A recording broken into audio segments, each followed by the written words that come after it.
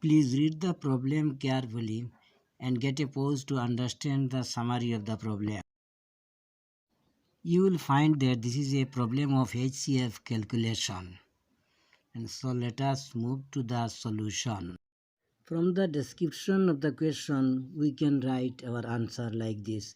Maximum number of athletes in each group so that no one is left without a group equal to HCF of 735,105 equal to 3 into 5 equal to 15. How it is? Let us see. 3 and 5, as we see from here, are common to these two numbers. 3 is common to here, 5 is also common to this and that. The rest of the factors are not common, as you see here. 5 is common to this 25 but not to 7, implies that 5 is common to 375 but not in here 105, and other factors also like that.